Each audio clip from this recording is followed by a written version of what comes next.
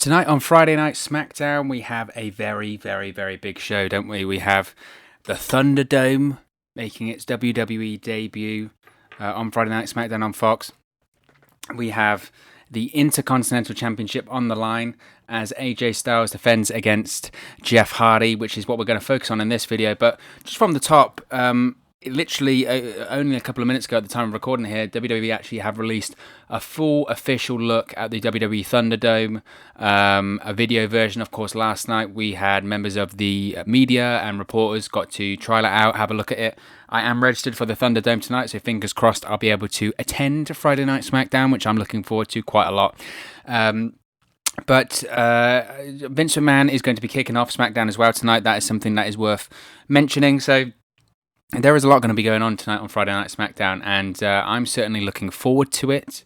I do think that it will get above 2 million viewers tonight on Friday Night Smackdown, which some people will say, well, will it? It's network TV rather, and look, people are interested in this Thunderdome spectacle, good or bad. People will give it a look, and then we will find out next week and after SummerSlam if people are willing to stay, if it's more like the WWE shows that we are used to and we expect to see. So it's going to be very, very exciting. That, as I mentioned, Vince McMahon is going to open the show tonight, so I'm sure he'll do a welcome to the Thunderdome.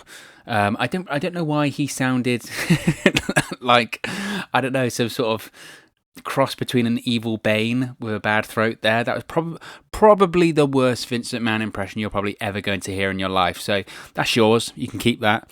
But he's going to be opening the show tonight. I would still like to see him open up the show, do the whole Welcome to the Thunderdome version. That sounded more like The Undertaker, actually, the more I think about it. Right? That sounded more like The Undertaker. But he'll be opening up the show, and I would like to see Retribution come out and just kick the hell out of him. Nothing against Vince McMahon. I don't want to see, a 72-whatever-year-old man get the hell kicked out of him. I can tune in that on Monday Night Raw, and Randy Orton can do that for free.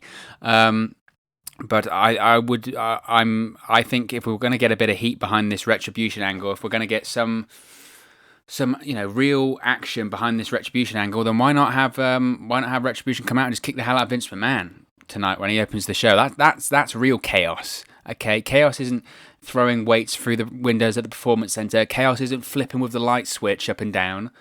Chaos was a bit better this past Monday Night Raw when they invaded the production truck. Liked that. That's a bit more chaotic. But then it was normality after that, right? Nothing changed.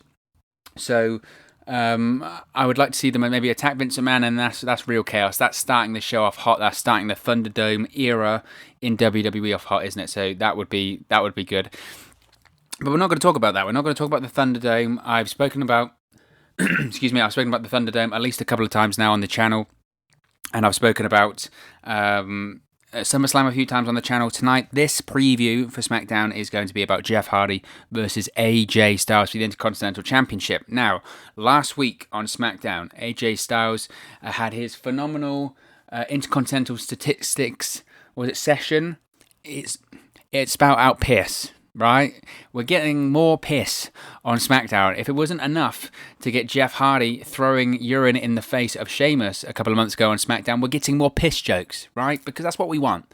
In the pandemic, right, it's a tough time. What we really need is more piss jokes. Really, isn't it? Right? We want more piss jokes, yeah? Thumbs up. I mean, I agree. More piss jokes, right? That's great. Not. You can almost hear Vince McMahon cackling from Gorilla on the telly.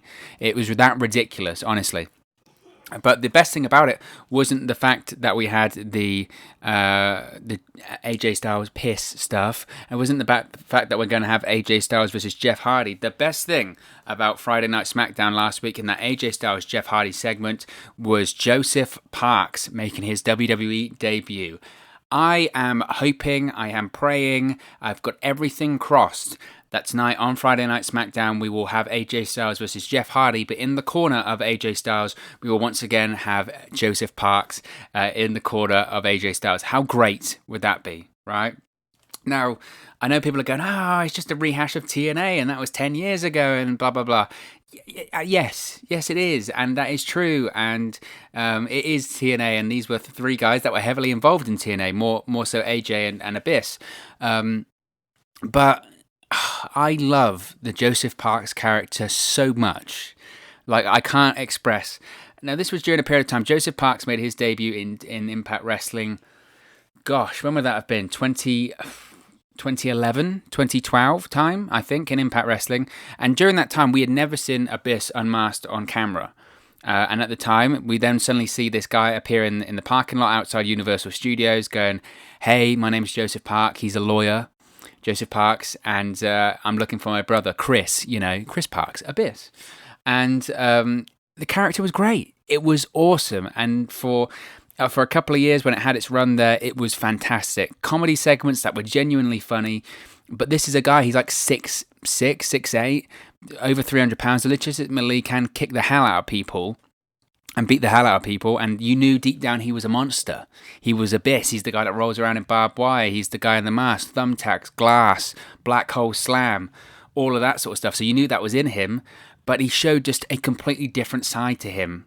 And I think a lot of people had typecast Abyss for so many years. He's just a hardcore guy, right? He's just a hardcore guy, can't cut a promo, just a big guy, barbed wire, that's Abyss. And then he did Joseph Parks, which was such a departure from Abyss. And just, it was great. It was just so good.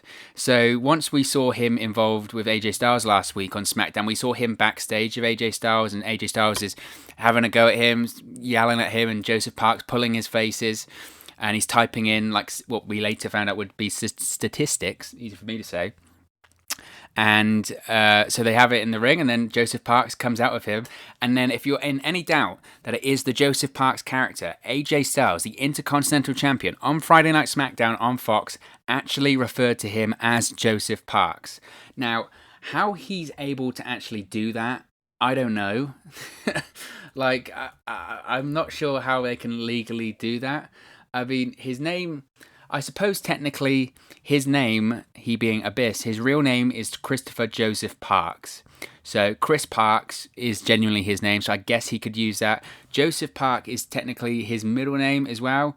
So maybe that's the way around it. I don't know if Impact Wrestling actually owns that. Impact Wrestling have been, under the new ownership, a lot more allowing and lenient for people to use their gimmicks elsewhere. Obviously the broken Matt Hardy gimmick was the big break in the threshold of that, and they're not trying to keep people's gimmicks anymore. So maybe Joseph Parks can be Joseph Parks in WWE. I'm hoping so much that Joseph Parks sticks around in WWE. Of course, he's a producer backstage. He's been a producer for WWE for over a year now. I think maybe even longer than that. His reputation is very good backstage, and he obviously does a good job producing matches and helping talent. But he still has something to give. He's 46 years of age at the moment. He'll be 47 in October of this year. And maybe his days as an in-ring performer are over. A regular in-ring performer in WWE are over. And maybe he should have had his chance in WWE in the mid-2000s. He did get offers to work with the likes of Kane and The Undertaker, but he felt safe in Impact in TNA, and he decided to stay there. That was his choice. But as a manager and as a character, I still think he has a lot to give WWE. And Vince McMahon can't not fall in love with him after seeing him in that segment last week. His facial reactions were great. After the segment, he's backstage, because what basically happened was AJ Styles, he had his statistics session, and basically the running joke was, I'm number one. There is no one else beneath me. I am the best. There's no one even in my league. Jeff Hardy comes out, challenges AJ Styles to an Intercontinental Championship match. AJ Styles refuses, says no. Jeff Hardy, they get in a bit of a scuffle, and then Jeff Hardy gets the pen and does his old artsy-fartsy signature all over the board, writes over the board, and that's the segment. We then find out later on that Jeff Hardy will be indeed challenging AJ Styles for the Intercontinental Championship this week on SmackDown. AJ Styles goes to rub the writing off of the whiteboard, and we find out that Joseph Park actually was using a permanent marker, so he can't wipe it off. Joseph Park just has a look of horror on his face and apologizes profusely to AJ Styles. It was genuinely funny.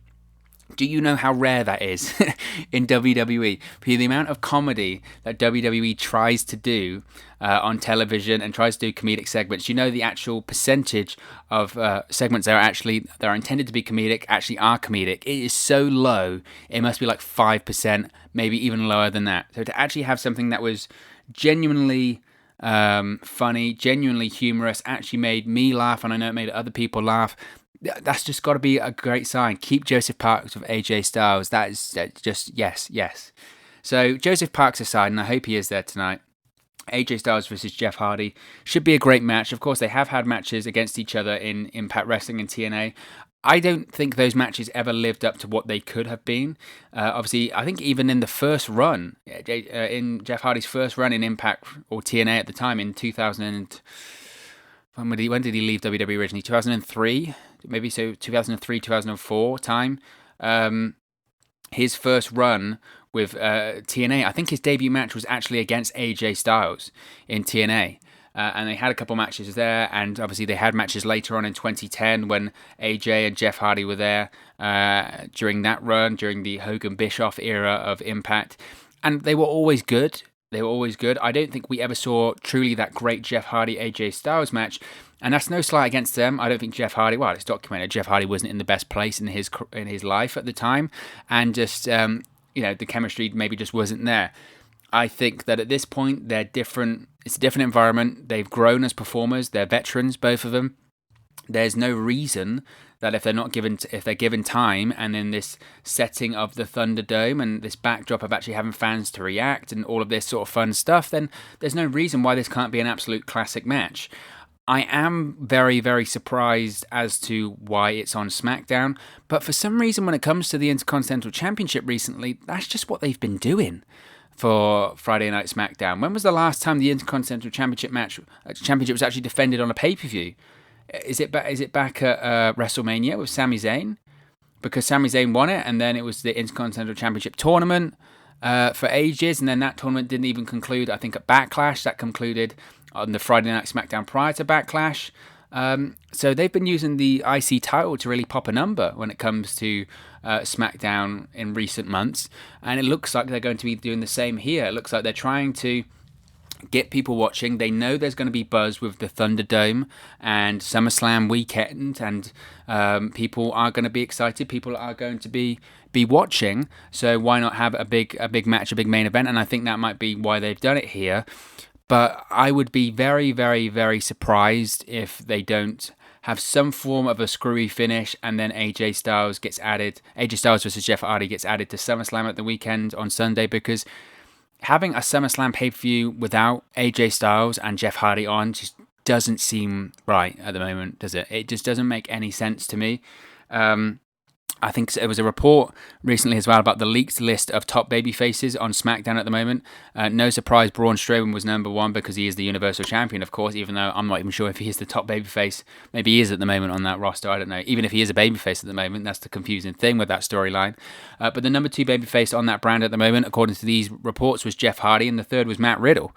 So it would look likely that if you don't have the Intercontinental title match at SummerSlam, and you don't have Matt Riddle on SummerSlam either, you've got two of the top three babyfaces on SmackDown not competing on the show. That doesn't seem right, does it? That doesn't seem right at all from the male point of view. So I would be very surprised if we don't get some form of a finish that leads to a match at SummerSlam. I think that's where this one is going. And look, AJ Styles versus Jeff Hardy at SummerSlam would be great too. I hope this is a feud that goes on and on, because I think it's, as I mentioned, whilst they had good matches in Impact, they never had great matches.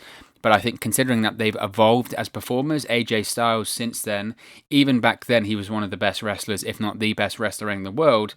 But at this point in his career, his psychology and his storytelling is just another level. It really, really is another level. So that is why I think that this match could be better than any of the matches that they've had in Impact or TNA. And as far as Jeff Hardy, it's just good to see him doing something that isn't involving his alcohol issues or his drug issues. That feud with Sheamus went on way too long. It was just insensitive, and I know I've been a big proponent of wrestling's about making you feel emotions and taking you on an emotional ride, but there's good taste and bad taste, and that storyline was just in bad taste for me. Didn't like it. I just felt it was exploiting someone's personal issues for financial gain on the part of WWE, and it wasn't necessary. It wasn't necessary. And would they be doing that to someone that had 3 years left on their contract as opposed to 6-9 months? I don't know if they would be. That's maybe a bit of tinfoil hat conspiracy theory going on there, but we'll have to wait and see. I've said quite a lot that I think that this is the last run for Jeff Hardy in WWE. His contract is up I believe after WrestleMania next year. It might be a little bit more that they've added the time on due to injuries, but it's around that time. And I think this is his last run. I don't think he'll re-sign with the company. I think he's looking to get a much lighter schedule and something that's far less taxing on his body. Of course, the fact that they don't have to do live events and they don't have to do the constant 5-day-a-week wrestling at the moment, it's just the television tapings, is a lot easier on his body. So if they can carry on like this, then maybe he will reconsider staying around a little bit longer with WWE. If it's not, I think he will leave WWE at the end of this contract. So his hope going into this, and you can go back and watch the interviews prior to his return, his big hope is that he wanted to have one last great run with the company. And that feud with Sheamus about his alcoholism, about his drug issues, wasn't the way to do it. It wasn't the way to do it. It was bad taste, insensitive, and just wasn't right. Having a feud against AJ Styles over a championship like the Intercontinental title, having great matches, having classic matches, that's the way to do it. These are the type of people that I want to see Jeff Hardy feud with before he leaves WWE. I want to see him feud with AJ Styles. I want to see him feud with Bray Wyatt and The Fiend. I want to see him have a match with Roman Reigns when Roman Reigns comes back. All of that stuff is the stuff I want to see Jeff Hardy do before he leaves the company. And this might be his final run with the company, right? He's in his 40s now. He might never come back. So it's important that he does something substantial. And I think a match and a feud with AJ Styles is be the way to do it, because I don't think it'd be a crime, right, if this was the only match that they have in WWE, if it's a one and done thing. Again, I can't see Jeff Hardy just doing the clean job, but he did it to Sheamus at Backlash. So who knows? I don't think we're going to see a title change tonight. Maybe the only way I could see one is if Jeff Hardy wins, and maybe that does lead to the rematch at SummerSlam, I suppose. But they're not doing automatic rematch clauses anymore, according to WWE, but then they do them all the time anyway. So maybe we do see a title change. I know I've kind of just 180'd that in a matter of seconds. But I think AJ will retain here tonight. I think there will be a screwy finish, whether it's a DQ or something like that. A couple of weeks ago on Smackdown, it felt like every single match had a screwy finish, whether it was a DQ, a count out, interference, whatever. Maybe Joseph Parks gets involved and we get a DQ that way, and that leads to the match at SummerSlam. Ultimately, I think this isn't going to be the last match that Jeff Hardy and AJ Styles have against each other. I think likely we're going to see some form of a finish that leads to a match at SummerSlam, and then possibly another match at Payback the following week, because of course Payback is next Sunday. There's going to be a pay-per-view just 7 days after SummerSlam. What a strange time, but that's the whole point of SummerSlam, right? You'll never see it coming. So exciting episode of Smackdown tonight. Can't remember the last time I've said that. I'm genuinely excited to see what they do. I'm excited to see the Thunderdome in action. Of course, we have seen previews of it now, but it's one thing to see it and then another thing to see it in action. So really excited for that, and should be a fun show. Should be interesting to see Vince McMahon there. Should be excited to see the Thunderdome, the Amway Center.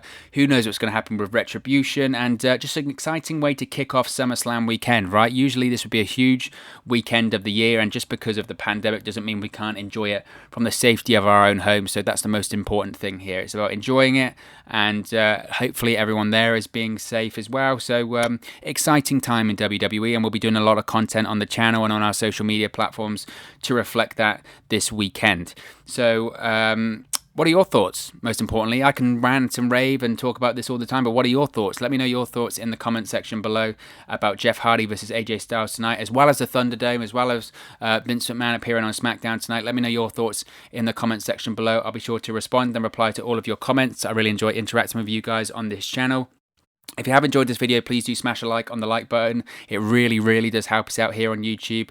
Go up the rankings and get to people's recommendation feeds if they haven't seen our videos before. But most importantly, if you haven't already, please do subscribe to Wrestle News 365. You can do that by clicking the bottom right hand corner of the screen right now, or if you wait a few seconds, there'll be a subscribe button at the end of this video along with another video for you to watch. Closing in on 700 subscribers. We're under 20 subscribers away from 700, so if you haven't already, please do subscribe as we march towards towards 700 subscribers and get on that road to 1,000 subscribers. Once we get to 1,000, we can do a lot more live streams, watch-alongs, reactions, all of that fun stuff.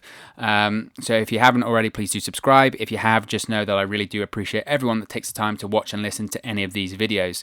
You can also follow us on our social media platforms. Their handles are on the screen right now. It's at 365Wrestle on Twitter and at WrestleNews365 on Facebook and Instagram. The links are in the description box below to all of them, so be sure to give us a like or a follow there if you haven't already. Thank you very much for watching, listening, streaming, or however you come across this video today, and I'll speak with you again very, very soon. Hey guys, thank you for watching, listening, streaming, or however you come across this video today. Be sure to click on the video on the right there to watch our next video, or click the bottom there to subscribe, or the bottom right hand corner. Thank you very much, and I'll speak to you again very soon.